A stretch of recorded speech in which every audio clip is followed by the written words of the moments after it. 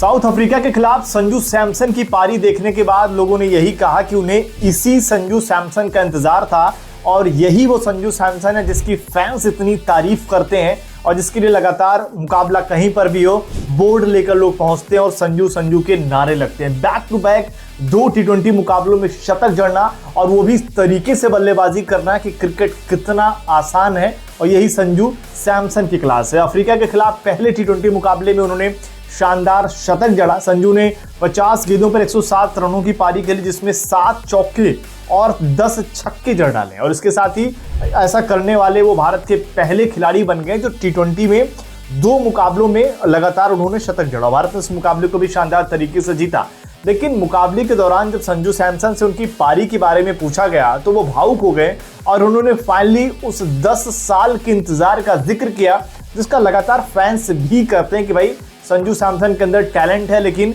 वो पारियां निकलकर सामने नहीं आ रही है। संजू ने क्या कुछ कहा आपको बता दें।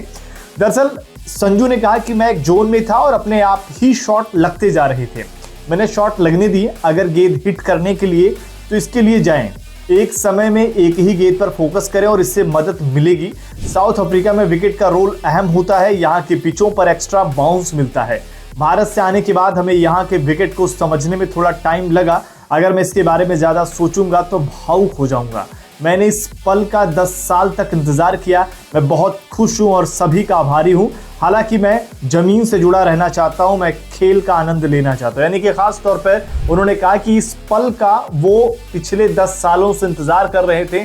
सिर्फ संजू ही नहीं, उनके फैंस भी इस पल का इंतजार कर रहे थे क्योंकि सभी को संजू के काबिलियत में कोई शक नहीं था। लगातार इससे पहले जब मौके मिलते थे कभी एक मैच में मिला, कभी इसके बाद मिला, लेकिन संजू का प्रदर्शन उस तरीके से हो नहीं पाता था, लिहाजा वो बाहर हो जाते थे। लेकिन गौतम गंभीर जब कोच बने तो उनको बाकायदा सीरीज दी गई, वहां पर ओपनिंग की जिम्मेदारी दी गई और जिस तरीके से उन्होंने प्रदर्शन किया, शायद जो रोहित शर्मा के साथ हुआ था कि वो शुरुआत में बैटिंग मिडिल ऑर्डर में कर रहे थे, फिर ओपनिंग किया, उसके बाद जिस तरीके से करिश्माई उनके आंकड़े रहे, हो सकता है कि संजू सैमसन में, क्योंकि शॉट अगर आप देखेंगे जैसे रोहित शर्मा के शॉट होते हैं, लगता है कि कितने आसानी से शॉट लगा रहे हैं, तो संजू सैमसन में भी वो काबिलियत है और वो करके उन्होंने दिखाते भी हैं।